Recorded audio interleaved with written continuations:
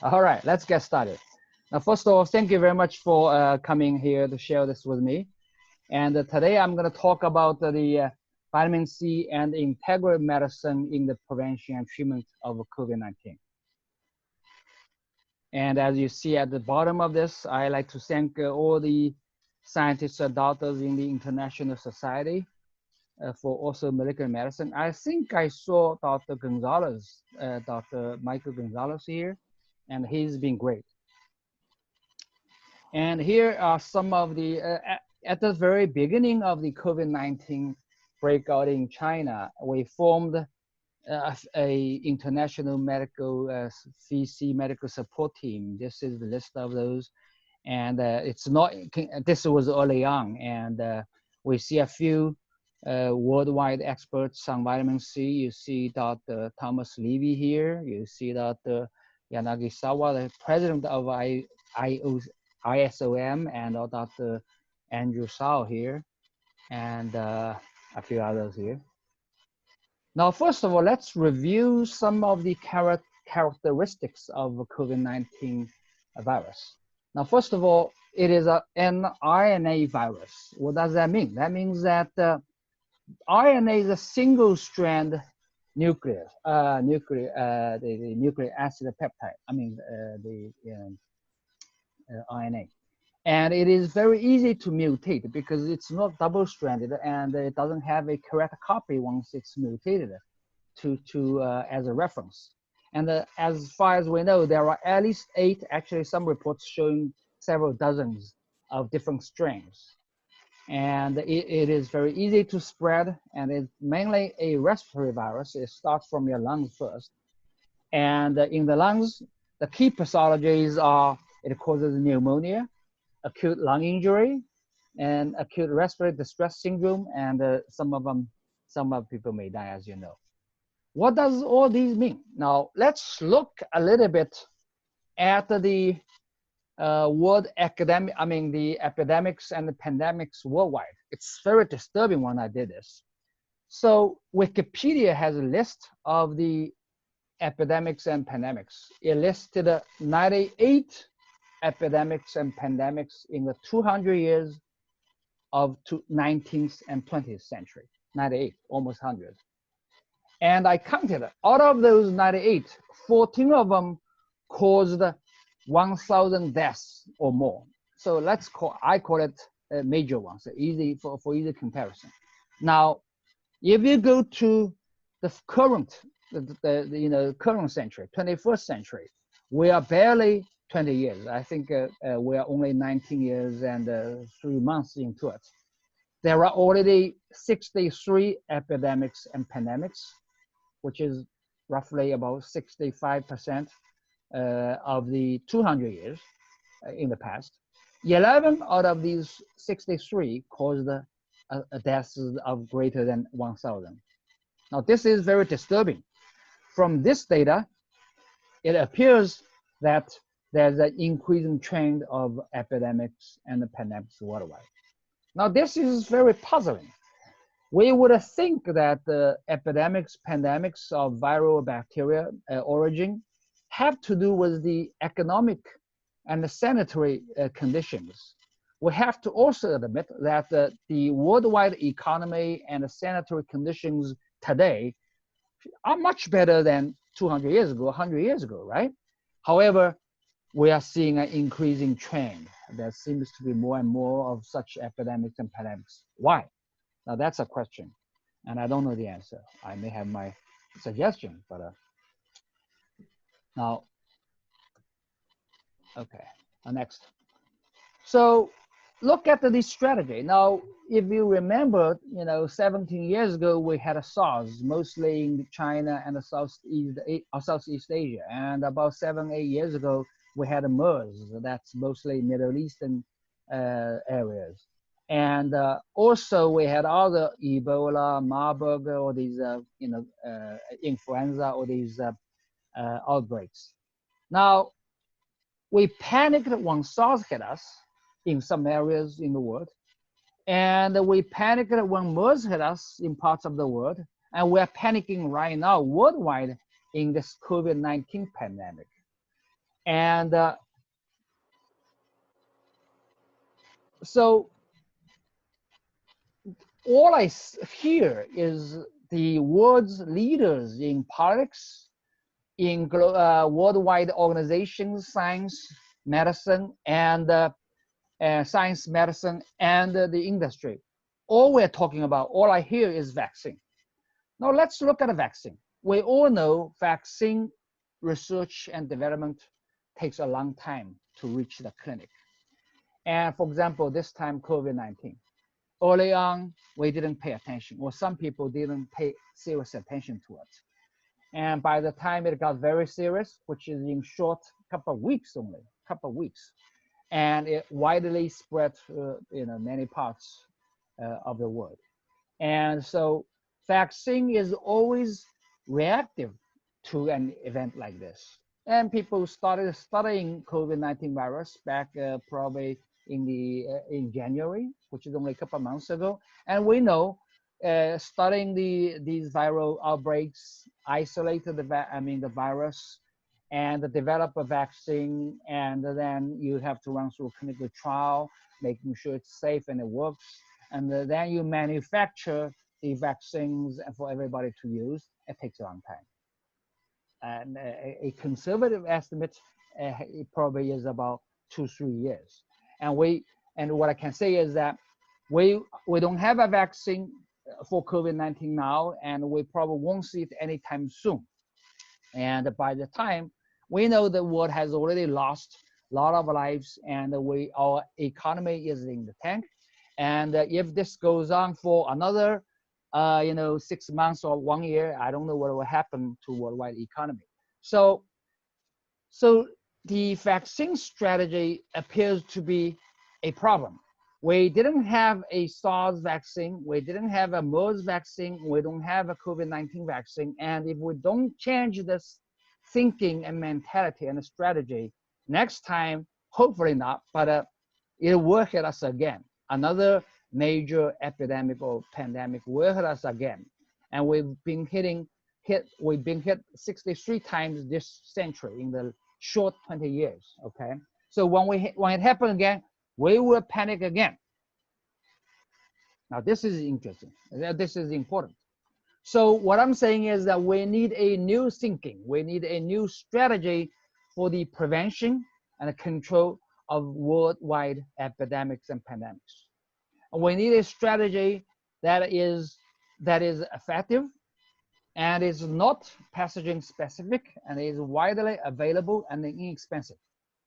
And why is that? Is that if we have a viral or pathogen specific like COVID-19, we can only develop it after the outbreak. And that's, again, reactionary. That's too late.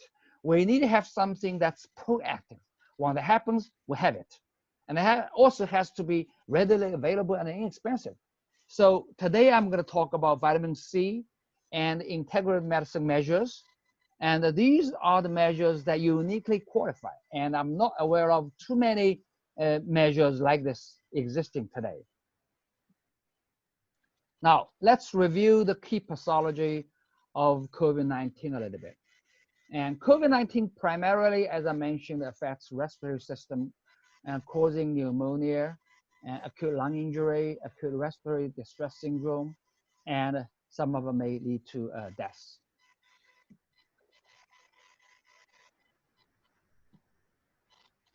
And pay attention to this, is that acute lung injury, ARDS, sepsis, and multi-organ failure, these are all non-specific pathologies. What I mean by that is that many viruses or bacteria, or other toxins can cause these pathologies. These are the common pathways to more severe conditions like this.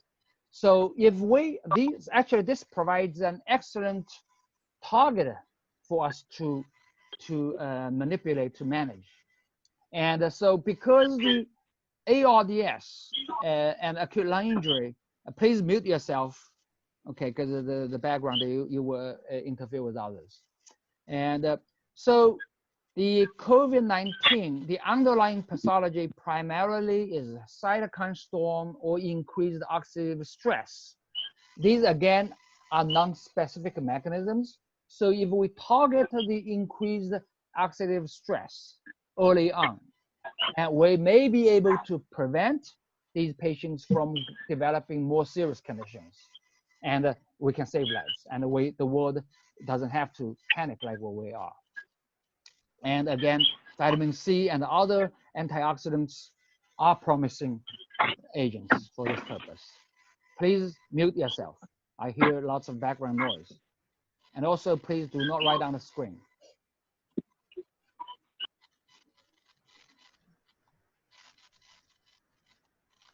Okay. Yesterday, I mentioned in my NIH talk that vitamin C deficiency is a key finding in many chronic and acute illnesses. And here, some of the data showing here, the vitamin C deficiency is common in ICU patients, so the critical patients. 40% of ICU patients have scurvy level of vitamin C, which is nearly zero, okay, very low. To diagnose the literature reports, I'm never seeing literally a scurvy, and that I know of. Actually, right now we know I'm seeing scurvy everywhere. People just don't realize that. Is that, and the remainder of those 60% patients in ICU, sepsis patients, have vitamin C deficiency, severe deficiency. About half of the non-septic ICU patients also have vitamin C deficiency. And like I mentioned earlier, my primary interest actually is in the chronic disease management or prevention or anti-aging, because as you know, I'm approaching the age and I want to. Life is good. I want to live long and healthy.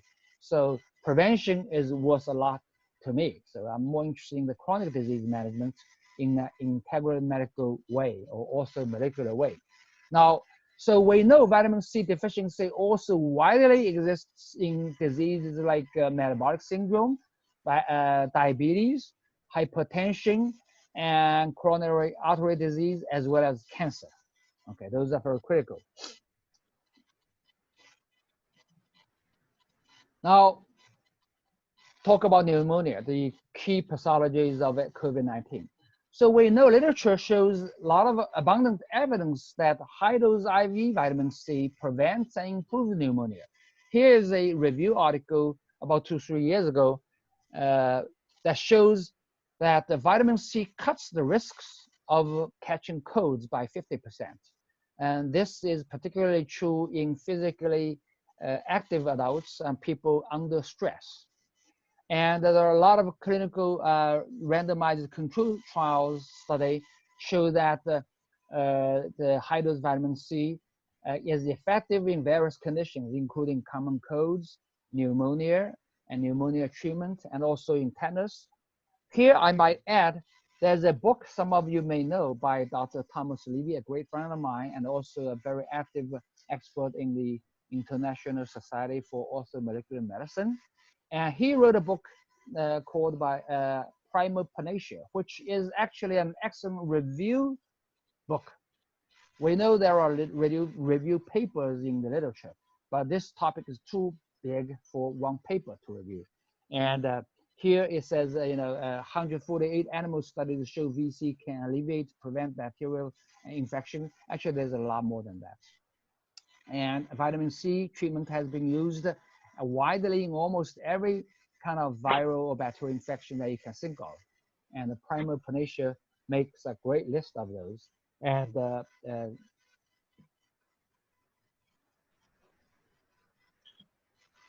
okay, now here's another review of high-dose IV vitamin C that shortens mechanical ventilation. So people in ICU with lung problems, and they will go on mechanical ventilation. And here, when we apply high-dose vitamin C, you can see that high-dose HD-IVC can shorten patients' time on mechanical ventilation by 14 to 25%.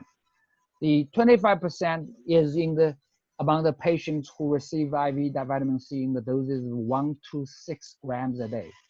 Again, this is low dose. And of course, in the conventional medicine definition, this is high dose, but for us, this is low, very low actually. But even at that low dose, 1 to 6 grams, vitamin C can reduce the mechanical ventilation time by 25%. That's very significant.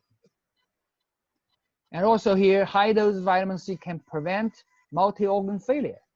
Again, this is a great review article a couple of years ago that shows that people at ICU shows very low vitamin C levels, nearly approaching zero, and high dose vitamin C at the 200 milligram per kilogram body weight, which is not very high again, okay?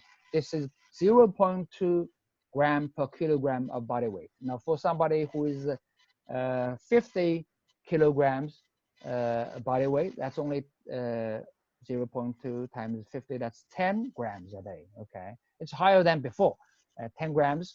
For somebody who is 70, that's 14 grams. It's still on a low level altogether.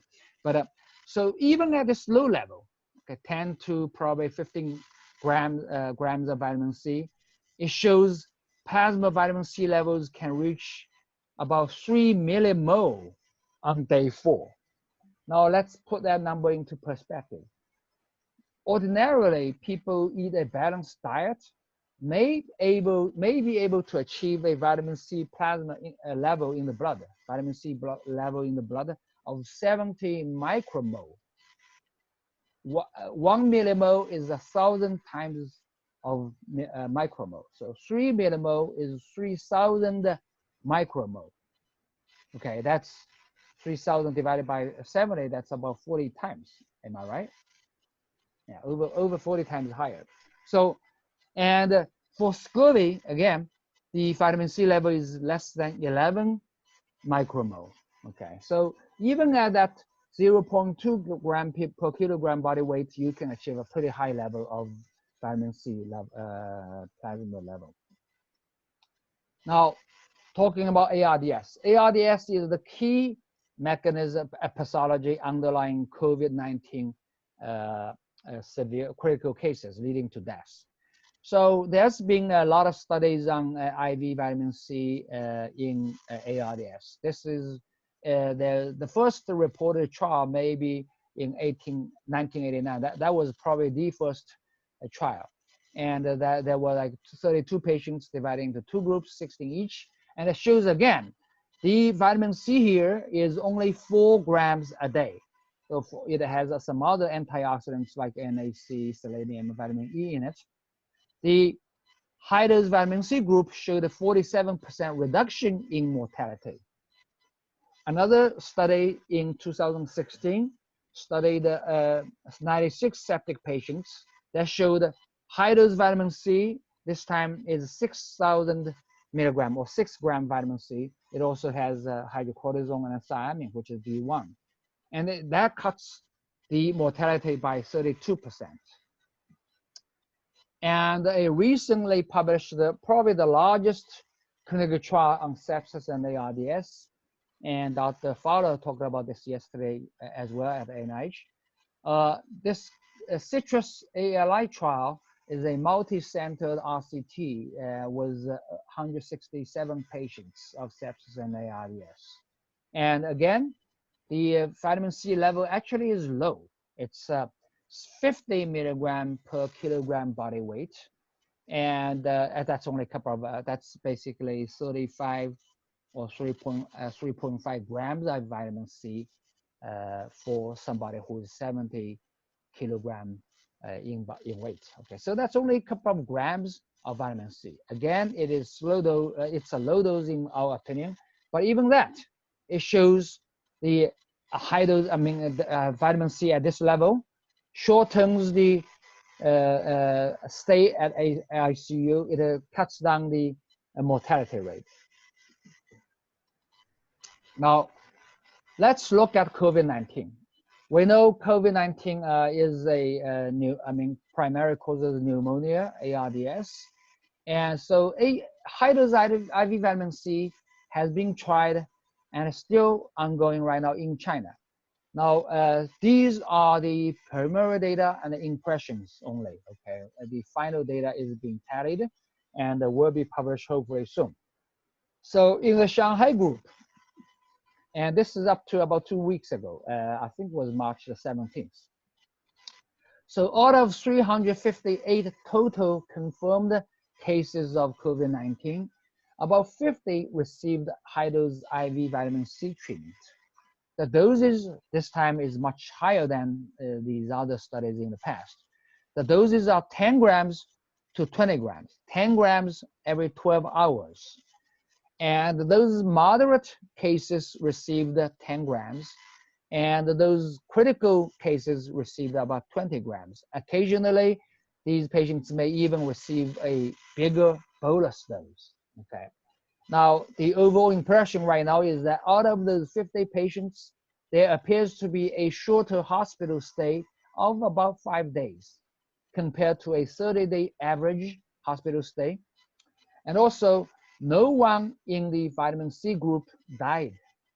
There were a total of 3 deaths among those 358, and none of those deaths patients received IVC. And one particular case, very interesting, is that a senior citizen who was rapidly deteriorating into a clinically, it was in the oxygenation index. And so he was receiving a bolus of 50 grams of vitamin C on top of whatever or he was already receiving. So we're talking about 60 to 70 grams of vitamin C. Now this 50 gram of vitamin C was a bolus over 4 hours quickly. And the real-time improvement of the oxygenation index was observed. And again, I didn't put on the slide, which I should, is that no significant side effects was observed. Now, you all know probably there was the world's first high-dose IV vitamin C clinical trial was announced and carried out, or being carried out at Wuhan, at the Zhongnan Hospital of Wuhan University. And in this IVC, patients were receiving about 24 grams of vitamin C a day, which is much better than before, the dosage rise. And we recommend probably 30 to 60 grams. So this is approaching that level. And there were a total of over 40 cases of confirmed COVID-19 enrolled. And the initial trial design asked for more patients. And luckily and unfortunately, probably, is that the good news is that the COVID-19 epidemic in the China area has been reducing, declining. And the bad news for this trial is that they can't recruit any more patients, which is good for the mankind, for China, for worldwide. And I can talk a little bit later at the end of the talk. So the results are being analyzed, but the preliminary analysis shows the trial has been changed because of the nature of we couldn't recruit more patients.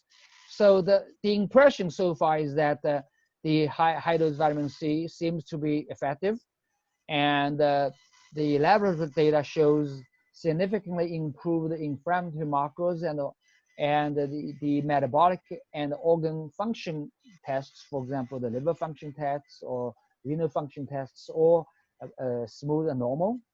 And so that was the results from the Shanghai and Wuhan area. I also have advised and treated some patients on my own, not in the group settings. These are of course anecdotal, both oral and IV, and that appears pretty impressive too.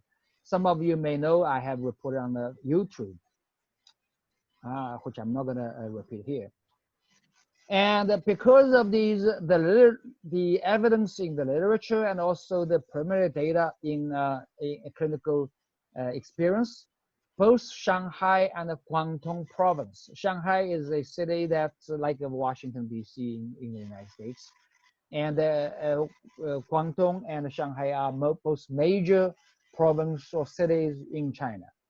And at least these two cities, I mean, these governments have included officially high-dose vitamin C in the standard of care of COVID-19. Now I know on the website, some major media outlet announces that that's fake news. Now let me tell you officially that's not true. These are official recommendations. The policy is widely published on the government website in China.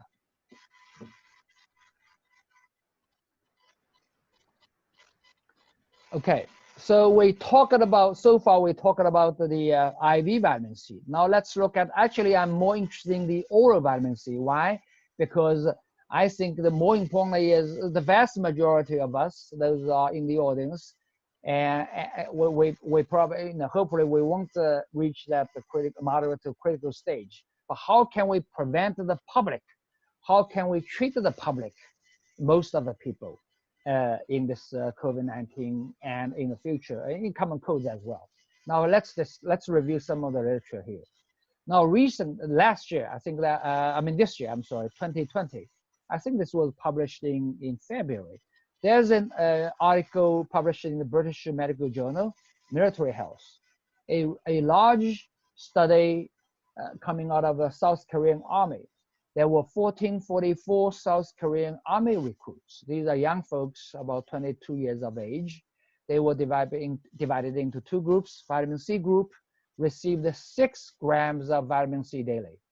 Now that's the dosage I usually recommend. I recommend people to take 5 to 10 grams vitamin C daily. Actually, I've been taking this high dose for many years, okay? Not for preventing COVID-19. I didn't know, I'm not futurist. I didn't know COVID-19 was coming. But I do this for the prevention of chronic disease. At the end, coming back to this trial, the study, at the end of the 30-day training, the VC group showed a 0.6 at 0.8-fold, nearly 1 time, 100% reduction in risks of developing common cold. Okay, so there appears to be, plus others in the literature, there appears to be evidence that vitamin C by mouse can prevent colds when the dosage is high enough. And here is a great review a couple of years ago, and that found that vitamin C by mouse can reduce duration and symptoms of colds and may prevent colds.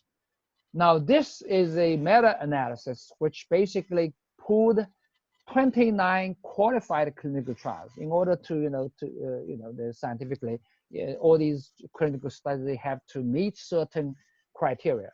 So there were a total of 29 trials that qualified, and mostly are double-blind, randomized control studies. There were a total of 11,360 people involved.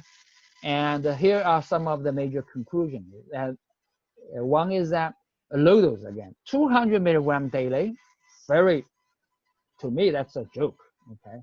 200 milligram daily vitamin C. But even at that level, it can reduce the cold duration in adults by 8%. Imagine it increased by 10 times, 2 grams, or even 50 times, like me. I take 10 grams a day. Well, I can tell you, many other people I have never had a cold in, I don't remember how many years. The same dosage, 200 milligram in children, cuts the duration of cold by 14%. In children, when the dosage is increased to 1 to 2 grams daily, so vitamin C 1 to 2 grams daily in children cuts or reduces the cold duration by 18%. Let me tell you a story here. Well, 2-3 years ago right now, there was a 5 or 6 year old kid of my friend who was having cold, runny nose, and low grade temperature. And the grandparents wanted the parents to take him to the hospital.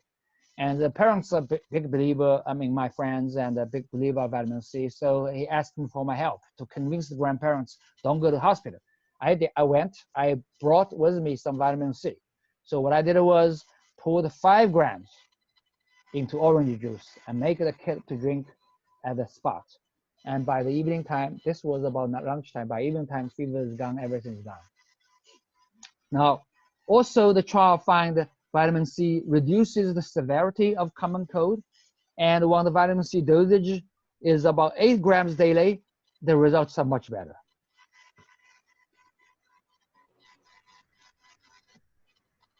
Okay. Now, this is another study about 20 years ago. It's a Swiss study. It's large, involving over 700 college students, young folks about 20 to 30. They were divided into two groups, test groups and control group. And those people, those students who develop symptoms would be given vitamin C or placebo and other. Basically, the vitamin C group were receiving vitamin C, of course.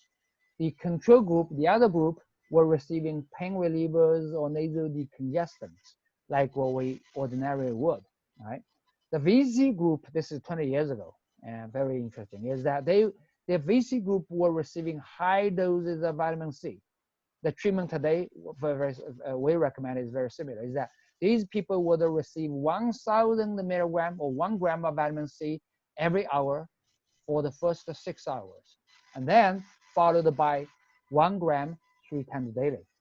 Okay, so at the end of the study, they concluded that the vitamin C group reduced the cold symptoms by 85%, which is very high, right? And there was another arm of this study, is that this is a prospective study, so happened one. I mean, not like a review of the literature, but a prospective. And so those people who did not develop cold symptoms in the test group would be taking were taking vitamin C 1 gram 3 times daily. And the analysis also showed that the vitamin C 3 grams a day appears to be able to reduce the risks of catching cold. And I didn't put on the slides here, which I should probably, is that some of these negative studies in the past that shows that vitamin C is ineffective in preventing or treating colds, they're almost always very low in dosage. So dosage is the key. Anything like the drugs too, like food, right? Food can treat hunger, but if you don't eat enough, it can't. Same thing here. So the dosage is key. Whenever somebody tells you vitamin C doesn't work, check the dosage. Now let's talk about, so far we've talked about the effectiveness in prevention and treatment of various viral conditions, including COVID-19. Now let's talk about safety issues. Vitamin C is very safe, low dose or high dose, oral or IV, okay? Let's talk about IV. Now, there are a lot of research in the past. Here are listed some major one of them. These are all clinical trials. And I want to mention to you that the NIH, the National Cancer Institute of NIH, published a regular document called PDQ, Physician Data Query. And the PDQ is a sort of like a review document on controversial drugs or molecules. And vitamin C is a frequently discussed discussed topic in the PDQ. So if you Google it, PDQ and vitamin C, you will find these documents. They have these documents for professionals like doctors, and also they have for consumers, easier to read, okay? Now the PDQ lists all these references in there too. Now let me give you this, that high dose vitamin C has been generally well tolerated in clinical trials. This is quote unquote from the NIH document, okay? Now high dose here, we're talking about 1.5 grams per kilogram body weight. What does that mean? For a 70 kilogram body weight, which is only roughly about 150 pounds, 150 pound person in the United States is slim. Okay, we know that. A lot of people are heavier than that. So even for somebody of 150 pounds, that we're talking about 100 grams vitamin C. And so far you've heard me talking, the dosage used in these clinical treatments and trial has been highest is around 24 grams, right? So here we're talking about 100 grams or higher. Now let me tell you, I use high dose vitamin C in cancer treatment. And I'm also a certified integrative oncologist. And when we treat cancers, the mechanism is different, I have to warn you.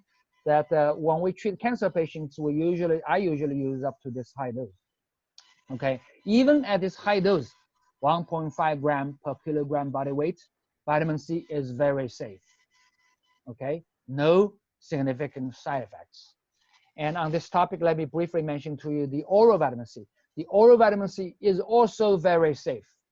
The only side effect may be the so-called watery diarrhea. Okay, when you take too much vitamin C, that your gut cannot absorb all of it, you may have a diarrhea. Okay, this is what Dr. Cascott said, bowel tolerance. Okay, and actually this is a side effect, but also some people like myself use it as a therapeutic effect. I use this bowel tolerance or watery diarrhea as a treatment. I use it for bowel cleansing. A lot of people go to get colonics, or a lot of people have irregular bowel movements or constipation. And actually, I don't use anything else. I use high dose vitamin C and I use magnesium. Those are probably the two most widely deficient, many of them. The vitamin C and magnesium are two major nutrients that many people are deficient of. So with these two, I haven't been there has never been a case that I cannot solve their constipation problems. And so vitamin C is very safe. And let me also share with you that I think many of you are aware that using this vitamin C bowel tolerance treatment, we can treat food poisoning. And if you eat too much, I advise, because here in China, a lot of business people, they have to drink, they have to eat. I tell them, well, some of them for business purpose, but if you don't like what you ate, you go home, take a lot of vitamin C, get rid of it. And vitamin C increases alcohol tolerance because it detoxifies with alcohol and improves the liver function and everything else. Okay, now a few warnings on high dose IV vitamin C. These are very occasional. The first one is very few renal failure have been reported in the literature. These are usually among the patients who have pre-existing renal conditions, renal problems. So for average people, this shouldn't be a concern, but if the patient has complicated particular renal problems, you want to monitor carefully. And you may want to ramp up the vitamin C gradually, and you may even want to measure the plasma vitamin C level. And actually, in our opinion, let me add here, a lot of people on the website and talk about the vitamin C and kidney stone. And actually, vitamin C probably can reduce the kidney stone formation, not increasing it, okay? And those people who develop, there has never been a study that proves vitamin C is the cause of kidney stones. Yes, vitamin C, one of the metabolites of vitamin C is oxalic acid, okay? But the calcium oxalate is the major kidney stones, okay? But in those people who develop kidney stones, calcium abundance or overloaded calcium is probably the major cause, okay? We believe most or many adults and seniors have too much calcium, particularly if they are supplementing oral calcium. We advise do not supplement calcium. Osteoporosis is not a disease of calcium deficiency, okay? Osteoporosis is a deficiency of vitamin C, magnesium, and hormonal imbalance and other issues, not a deficiency of calcium. This is beyond the topic of this presentation. Now, for people with G6PD deficiency, particularly in the Mediterranean area, and high dose vitamin C should be administered carefully. In general, the lower doses under 10 grams or 15 grams, the vitamin C can still be used without major problem. But you want to screen in a screen for G6P deficiency. Okay, there's a recent article, I think was last year, by Dr. Merrick that reviewed the literature on G6P deficiency. And the conclusion there is that the lower dose, under 10 grams in particular, you don't have to worry about it. The hemolysis will not happen.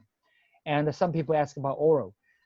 Oral vitamin C, we can never reach the level of IV vitamin C, okay? Even IV vitamin C of 10 grams, that will not cause a major problem in G6P deficiency. So oral vitamin C supplementation, you cannot reach that level. So we shouldn't worry about it.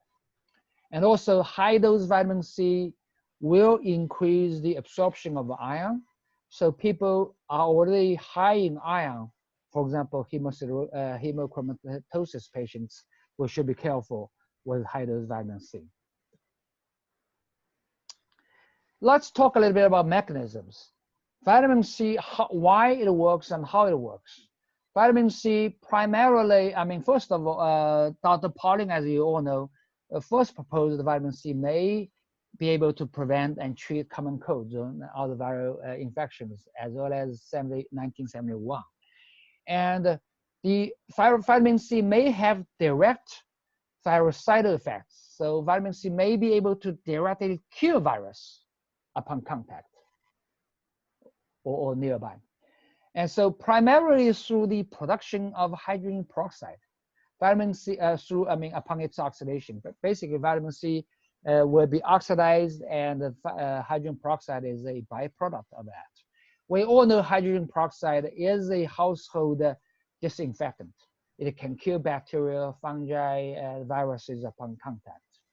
And so vitamin C in vitro, in vivo in our body, can increase the production of hydrogen peroxide. Now, again, this is a high dose condition.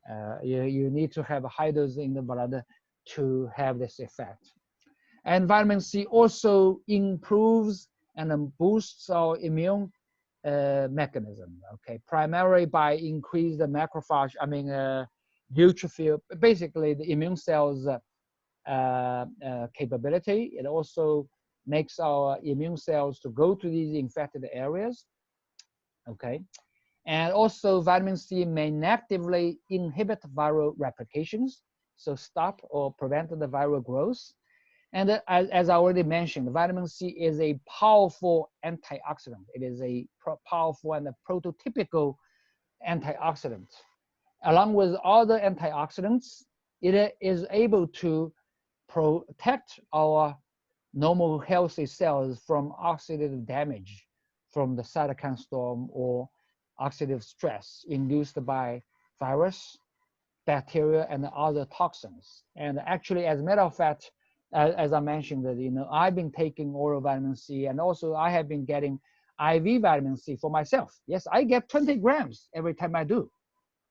Those patients get only 24 grams. I'm a perfectly healthy guy. Well, I hope, but actually I know I am. I get 20 grams. My parents, my sisters. And here I didn't mention, but let me talk about it back Dr. Cathcart and other VC pioneers. Basically, when we are under physical stress, the higher the stress, the more vitamin C will be consumed in our body.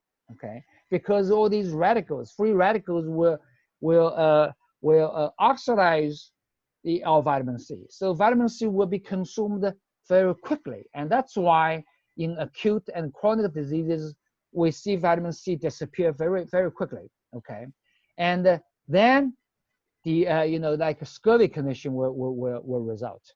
And so the more stress we're under, the sicker you are, the more vitamin C you will be able to, you will need, and you will be able to tolerate. And I have seen this here in COVID-19 patients. So Dr. Cathcart in particular has observed and stated that some people, normally when we take vitamin C by mouth, most people, if you take 5 to maybe 15 grams of vitamin C, you will have a diarrhea. Now, when people get sick, you may take 50 grams, 70 grams, 100 grams, or even 200 grams of vitamin C without a watery diarrhea. Why is that? Is because the vitamin C in the body is consumed very quickly by the abundant free radicals present in your body, and that enables the GI the absorption from the GI tract. Okay, so that is the bowel tolerance actually is an indication of your sickness. The higher vitamin C you can tolerate, probably the more free radicals or the higher the oxidative stress you have in your body.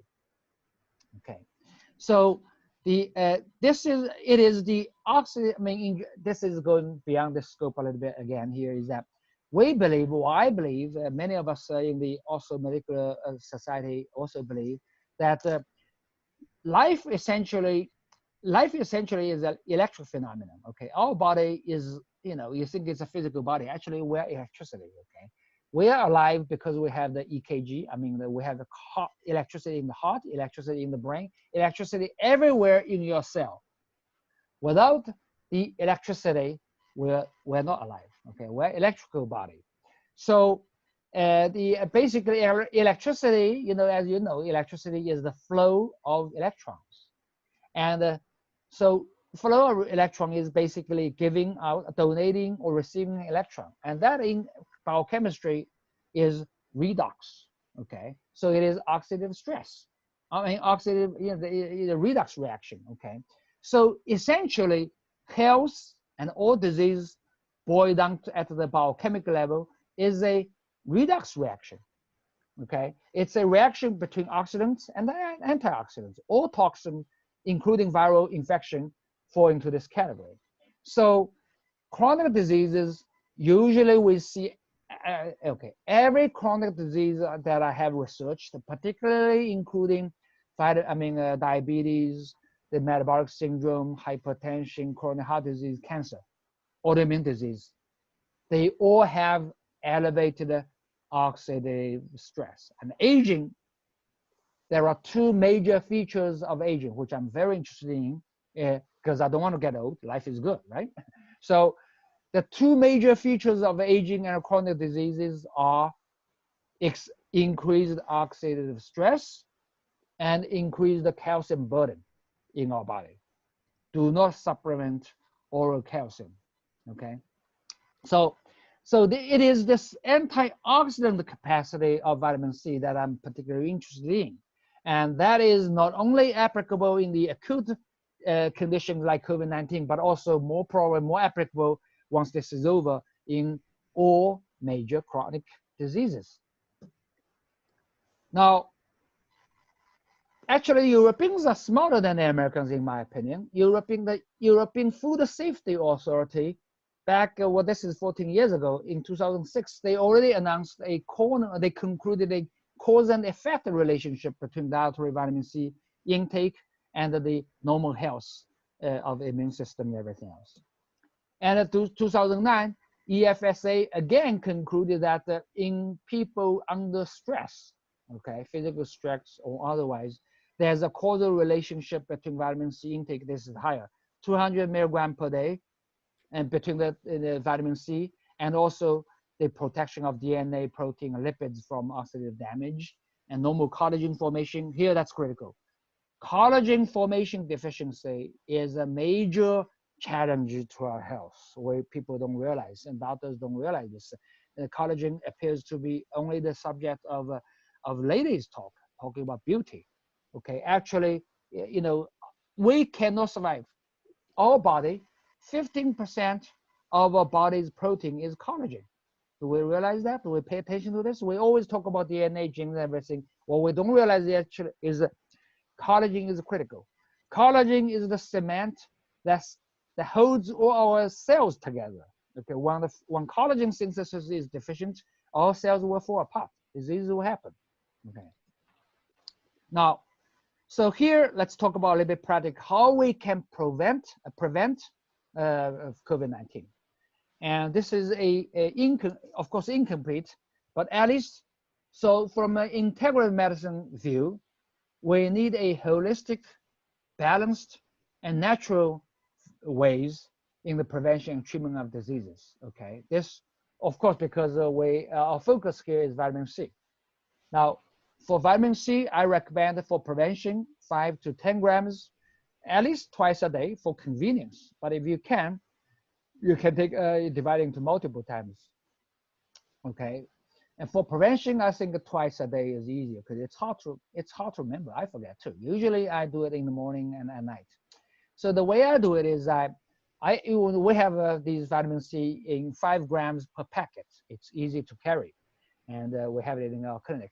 So what I do is I put 5 grams into my glass bottle. Make sure you use a glass bottle. Do not use plastic or metal bottles. Why? Because I made that same mistake. A metal bottle, it gets rusty. Okay, it's a vitamin C is acid. I don't like plastic bottles because the acidity. I don't like to use plastic bottles to hold any organic solvents, oil, acid. Okay, and for plastic containers for solid stuff is okay, but for liquids, I like to avoid. So I expand a little bit. I usually don't like to drink plastic bottled water. You don't know how long it has been. Okay, now, so put your 5 grams of vitamin C into a glass bottle, and usually I add about 1 or 2 cups. 1 cup is 8 ounces, so 1 or 2 cups, in those sports cup bottles. And actually, it tastes like lemonade. It's not very sour. Okay, it's not bad. I like the taste actually. I think it tastes better than the plain water. So I drink it slowly. Usually I drink it over maybe 2 or 3 times. I cap it. Don't worry about oxidation. And in a short period of time, it won't happen very much. And also, even the oxidized vitamin C is useful, okay, in our body. So I cap it after I finish it. So basically, I keep a bottle and I drink it. Drink 1 bottle of 5. Actually, usually I use like a little bit more than 5 grams twice a day. Now, vitamin D. Vitamin D I didn't show here, but vitamin D is also critical in our immune system. Usually we recommend 5,000 to 10,000 units daily. Okay. Right now, under this for the prevention of COVID-19, you may want to even go higher. And for the couple of months, hopefully it will be over in a couple of months. You may even want to take a 20 or 25,000 IU daily. Now, magnesium, particularly magnesium chloride. Magnesium and chloride both appear to have virucidal effects. It can kill virus. Okay. And also fish oil. This is powerful antioxidants. You may want to increase to 3-4 grams daily. And acetylcysteine, NAC.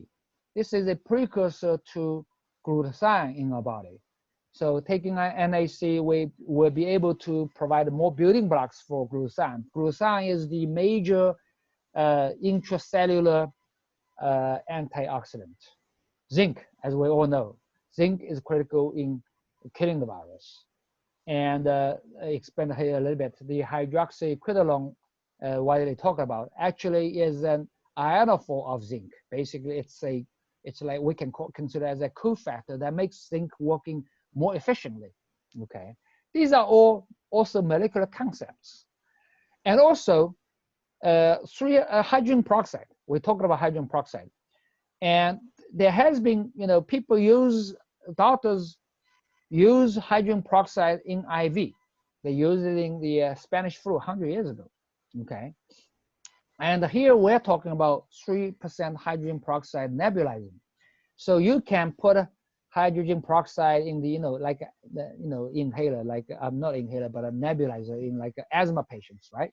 So you can put a hydrogen peroxide in it and breathe in. And of course, you want to try it first. And most people will be able to tolerate it, no problem. This is very safe. Okay, it doesn't stimulate or irritate your mucosa. Early on, you may want to try to dilute the 3% and half with clean water, and then you increase to 3%. Make sure you get used to it. This method not only works for COVID-19, it will also work for your regular colds.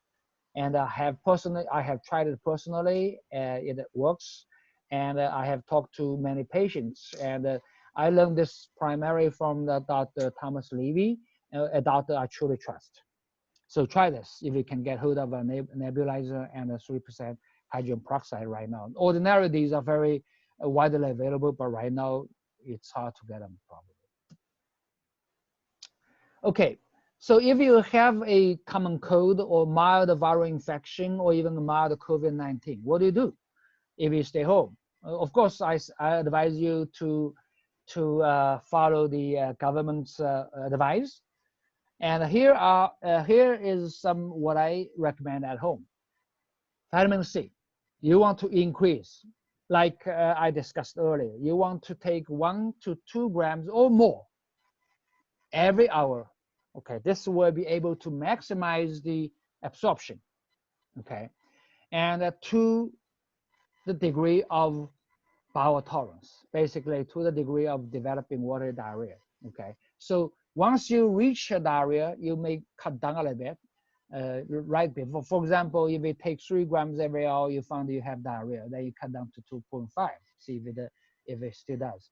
Let me tell you, I have several COVID-19 patients. They can tolerate much more. That means they are very deficient in vitamin C. And I have recently just 2 patients telling me, one in Germany, one in here in China actually. They take 70 grams of vitamin C. It didn't have any watery diarrhea at all.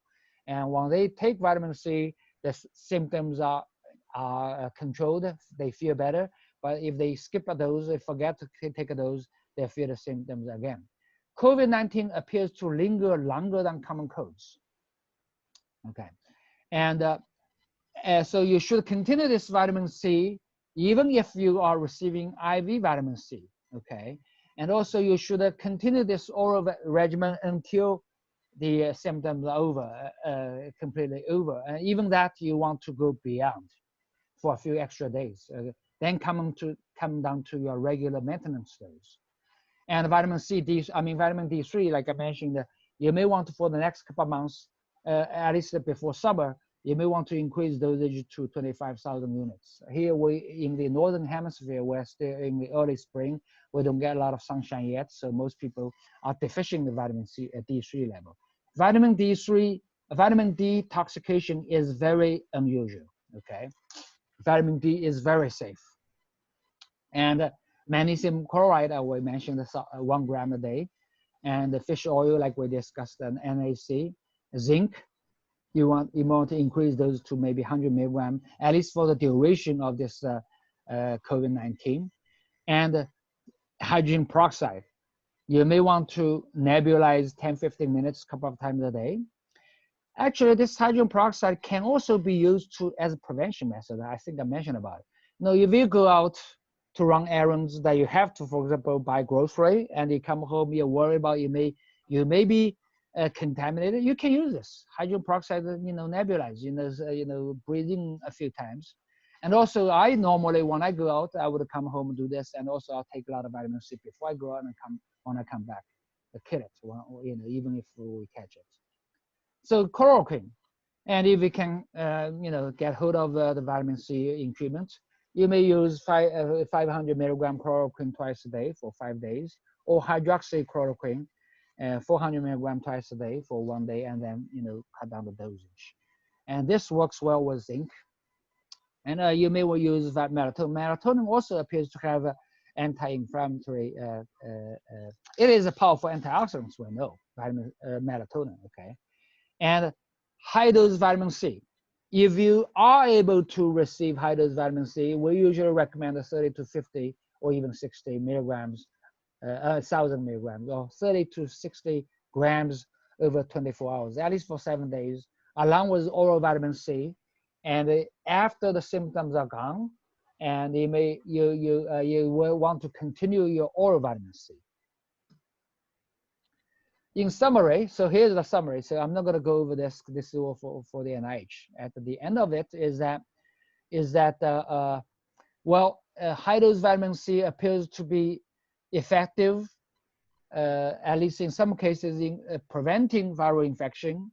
And there's abundant evidence to show high dose vitamin C is effective in treatment of viral infections, and cutting down the mortality risk, and shorten the ICU and hospital stay of viral infections. And preliminary data also appears to be the same for COVID-19 infection. And the final conclusion at the bottom of this is that Vitamin C is very safe. We established that. It has a non-specific antiviral effect. This is important. Again, I am repeating myself, is because it is able to fight against nearly every viral or even other bacterial infection. And it's important is because in the current COVID-19 and in the future epidemic or pandemics, because of its non-specific nature, we don't have to wait for a virus-specific drug to like vaccine, because that takes time. Okay, I'm not against vaccine, but that just doesn't take time. I mean, it doesn't come in timely manner. I wish we had a vaccine right now. I wish we had a vaccine 3 months ago. We didn't, and we still don't. And we don't know if we will have one in a year or so, right? And if the condition COVID-19 doesn't get under control, a year later, if COVID-19 doesn't kill us, the economy will kill us. And so this, hopefully, we can learn a lesson of this tragedy of COVID-19, that vitamin C is safe, is proactive, is non-specific, and is universal, and it's readily available, and it is very inexpensive. Okay, this is one of the very few measures, vitamin C, along with the other natural substances I talked about. These are the very few measures we are aware of that are available to us, that are not expensive. We can employ it right now, and we can employ for future. So I want to call for the leaders worldwide, WHO, the country and presidents, the politicians, industrial leaders, medical and scientific leaders. Why nobody has talked about this? Am I the only smart person? I don't believe so. I know I'm like an average person. The only thing is that I don't only look at the science, look at the true nature. That's not right now we are all in the same boat. Very few people or businesses can make money out of this. We are all suffering. So for the whole mankind, let's face this thing squarely. Okay, let the business interest out of the question. We need to get this under control so everybody can go back to their business, make their money, and make their happy life.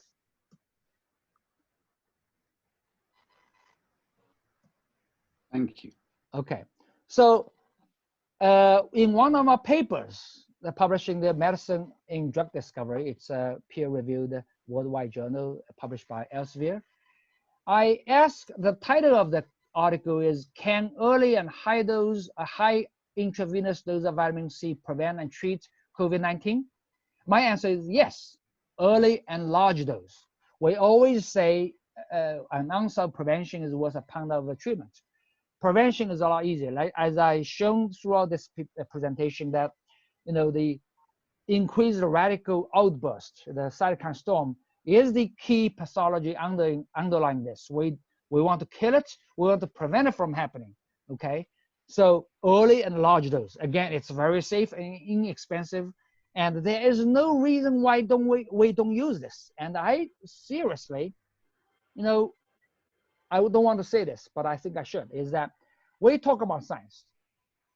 Okay, the compassionate use in the current COVID-19, is that not a part of science? Does that mean in science we don't need common sense? I don't understand this. Please do not use the excuse of science to ignore the common sense. Okay, this is a question that mankind as scientists we have to think. COVID-19 is killing us, is causing the worldwide panic, is isolating. I'm now stuck in Shanghai, and in the past, I went to the United States in '83. That's like 34 years ago. I have never spent this long time in Shanghai in the last 34 years.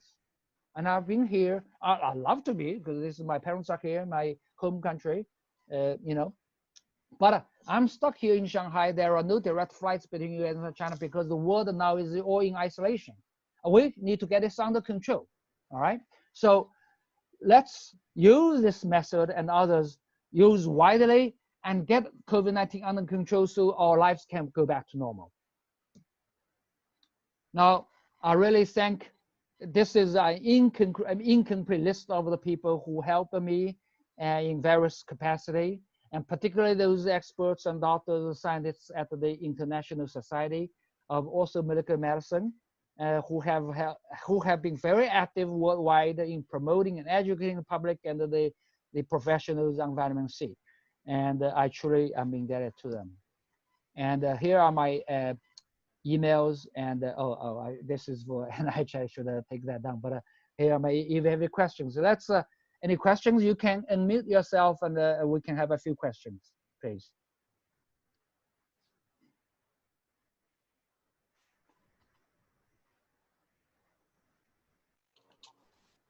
Dr. Chang, how are we supposed to use the hydrogen peroxide by a nebulizer treatment? Okay. Because I remember when I was using that a year ago with my acute bronchitis, it was like there's something like a burning sensation, but I don't know if I did it right. Do I have to mix it with a normal saline or water? What is the part solution for that? Well, when you start, yes, it probably takes some getting used to. So when you start, you may want to dilute your 3% hydrogen peroxide with a normal saline, half-half, and try to breathe slowly, see how you feel, okay? And but very soon you'll find that you get used to it. Oftentimes it's, you know, it's probably just not used to the inhaling of mist. And even you breathing, nebulizing normal saline, you may find it a little bit irritating too to some people. So start with a diluted version and gradually ramp up. Even 50-50 dilution is effective, okay? So many people, once they get used to, just play with it a little bit. It's very safe, inexpensive, and it's one of the great measures you can try. Actually, you know, I've got that one for my parents, for everybody, even for cold. I think I do this for common cold. You use this every time you feel a bit scratchy throat, you know, you may be coming down with a cold, just do it. It will help you. Richard, I think that's a good advice. I think the diluting, it's very important in order for resistant and to get used to it. Yeah, thank you. Yeah. Doctor, sorry. Yeah, go ahead. I have last question. I've been using, because I've read some articles at the same time using the hydrogen peroxide because they said that the COVID, mostly in the oral mucosa under the National Public Library, you can find a lot of COVID cells, tissues in your oral thing, that it stays there a lot. So what I did is, like, to prevent or even for treatment, they recommend you to gargle half and half dilution, and then gargle it, and then just like a gargle, swish and spit over your mouth. And I don't know if you also recommend that kind of stuff, but for me, yes, I do. Yes, I do. Basically, as we know, the one of the mode of transmission right now is virus, you know, from cough, from the oral, you know, you breathe in from mouth and from your respiratory system. And so if you gargle, swish, and spit, and also nebulizing, breathing through your nostril, make sure you know, when you nebulize, you want to get the hydrogen peroxide both from your nostrils and from your mouth. So it will infiltrate and saturate your both systems, and it will be able to kill the viruses. And also, there may be the hydrogen peroxide, once it goes deep into your lungs, some of it may be absorbed into the bloodstream. It may be able to have an effect inside your body. And you know, along the same line, the ozone treatment may also be effective in killing the virus. And of course, ozone, you have to invest in the ozone machine. Okay, but hydrogen peroxide is a lot cheaper by doing this. Yeah, if you can't get none of that, people could use just salt water, but it has to be warm. Try it as warm as you can. If you can't find none of these, that could help. Yes, you know, a lot of those mouthwashes are also helpful too. True. Is it okay to ask a question? Yes, please. Okay, so I had a couple of questions. The first was, how can we as citizens, I'm in the US, so how can we help promote your efforts? And when I mean you, I mean medical professionals who have been at the forefront of the vitamin C research. How can we do that here in the U.S. so that way we can make intravenous or oral vitamin C a common standard for healthcare? That's a great question. Actually, let me email me those people who email me later, because well, first of all, it's mostly by spreading the truth. That's the key. And for example, like I mentioned, some major media outlet says fake news about these government's adaptation of high-dose IVC as standard care. Well, I just told you it is true here. And so there's like I said, we actually, the best way is probably through our International Society for Also Molecular Medicine. Dr. Andrew Sauer is the editor-in-chief of the Also Molecular Medicine News, and he's been very active in this. So basically, by sending these literature and this video recording, and the NIH actually, well, that's official. NIH sponsored a talk, guest speaker series. Yesterday was the first one. And I just exchanged email with Dr. Shi, Dan Shi, and Farah Zia, and they are very like the presentation, and they're gonna make it public. I asked them to send out the recording of yesterday officially, and that we can spread. Once that's out, we can spread that. And also, there was yesterday somebody forwarded us. There's a petition for FDA approval of high-dose IVC on petition change.org, and I have that link. So email me. I will forward you that link, and you can sign in and spread to others. I don't know it will help or not, but I guess if the public pressure is high, the top government will at least take a serious look at it. Excellent. Sure. Yes, and my other question is if you were familiar with a 2014 study by Hussam Dabag. It's about zinc ionosphere activity of quercetin. So in essence, it's being able to get the zinc into the cell. If I was wondering if you were familiar, if you could speak to that. Yeah, actually, quercetin and other antioxidants. And like I said, that was an incomplete list that I made up on the Integrative Medicine website. I mean, the page, the PPT slide, is that there are many other measures, okay? And basically all of these will have an effect on the treatment. And yes, the quercetin, actually, I take it regularly myself. It's part of my, I have a formula of what I call total cell nutrition. And quercetin is a regular part of it because I have allergy. And it helps. Vitamin C, fish oil, these antioxidants really help me coping with these seasonal allergy. And actually, I didn't talk about it. Lifestyle helps too. I promote low carb ketogenic diet. Any other Thank you, doctor. I appreciate your efforts. Sure, thank you. In order to help zinc get into the cell, NAC can probably do that pretty much. Yeah. Richard. Yeah. Hi. Hi. This is Patrick Holford from the UK. It's 2 in the morning. Yeah. Thank you for staying up this late. It's very good.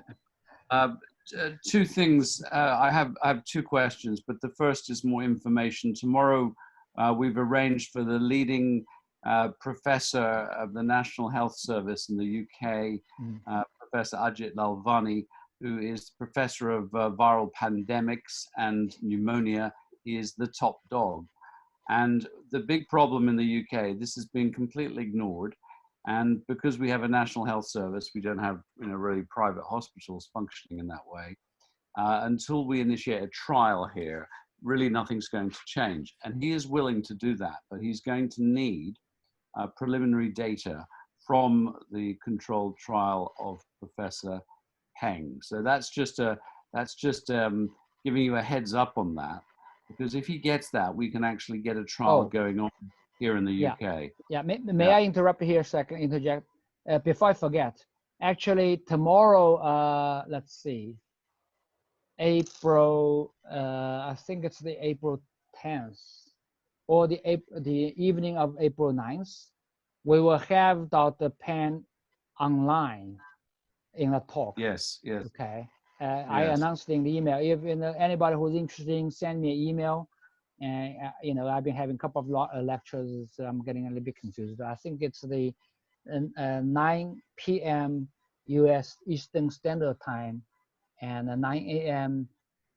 April the 10th Beijing time. Yes. And yes, we will have Dr. Pan talking about it.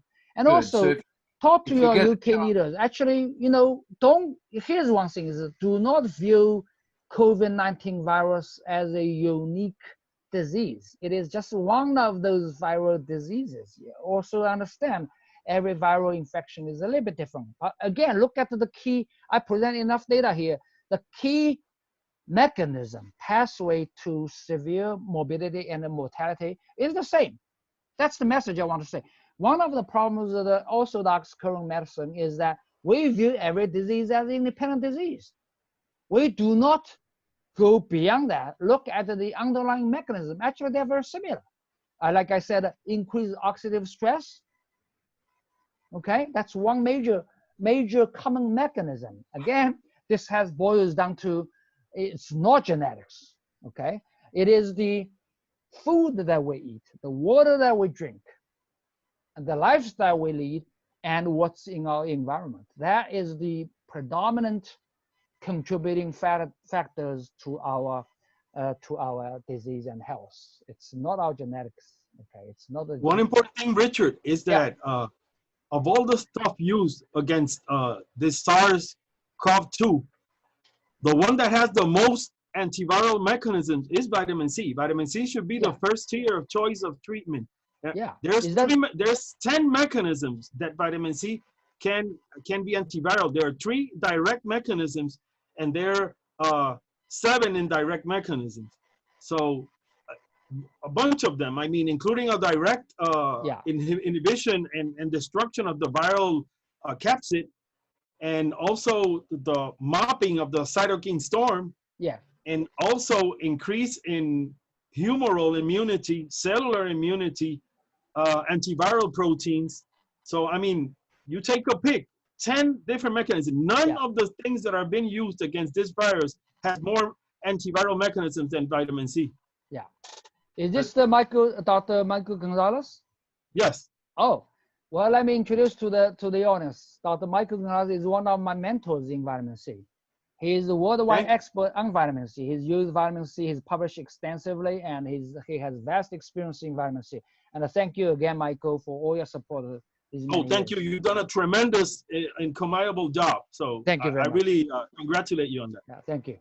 Yeah. So Richard, just to say that if you do get to speak to Dr. Peng, it's an absolute game changer if he can share preliminary results with Professor Lalvani. It will completely change what's happening in the UK. Will you be able to get him online tomorrow?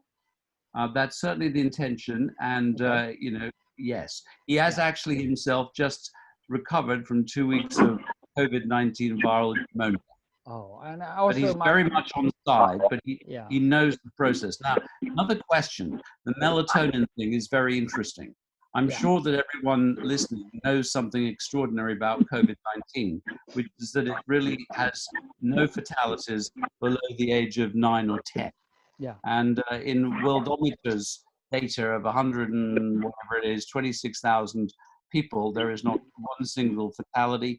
There's a study out today in JAMA from Spain, and again, they have no fatality in children. The other thing we know is that it has incredibly low fatality in pregnant women. It's way below what's normally expected in viral pneumonia. And Doris Lowe, and there may be others, but she was the one who alerted me to the one thing in common between pregnant women, especially later in pregnancy and in children, is very high melatonin levels. So I see you've included that in your treatment protocol. I'd love you to say a word about that. But the one thing that is a real mystery to me, and this is the really important question, is at the moment the fatality rate is almost double that in men to women. and it doesn't appear to be attributable or explicable by things like smoking, exercise, and so on. So why are almost twice as many men dying of COVID-19 than women? Do you have any clues on that? This again, you know, we see that the physically stressed men may be more active, and the men may be. Richard, let me comment. Let me comment on this. This is Misha. Oh, hey, Dr. Kogan, Michelle. So, And let me, you know, may I introduce you to the audience here? Dr. Sure. Kogan is the chief of integrative medicine at George Washington University, and he's treated many cancer patients, in particular with high-dose vitamin C. Yeah, go ahead, please.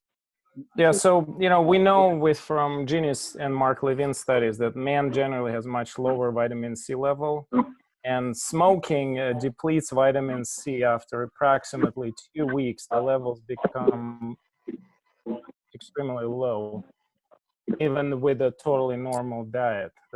In fact, we typically exclude, it's an exclusion criteria for smokers to enter any vitamin C treatment trial because there's no point. You have to give over 25 grams a day daily to bypass deficiency.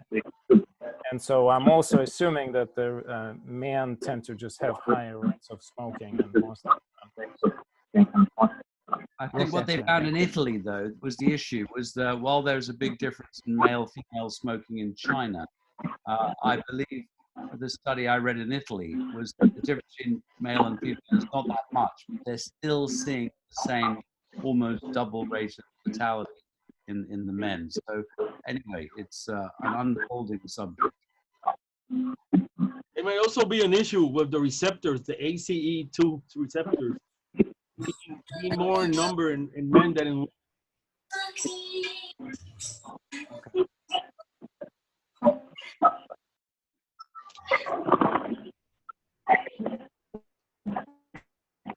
Yeah, I might add here that melatonin has been also used in cancer Richard? treatment. Yeah, hi.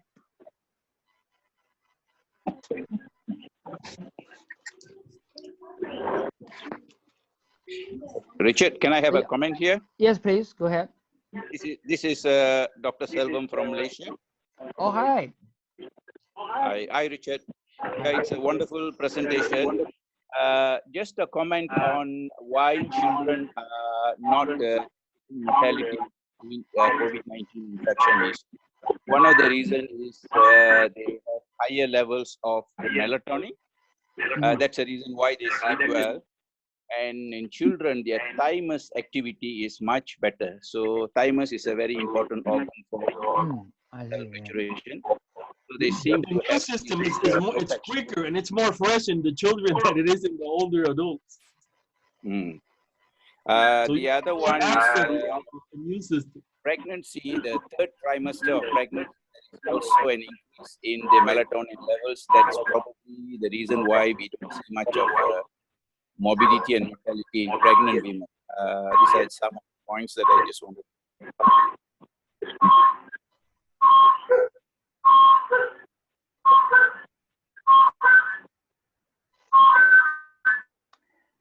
Okay, any other questions?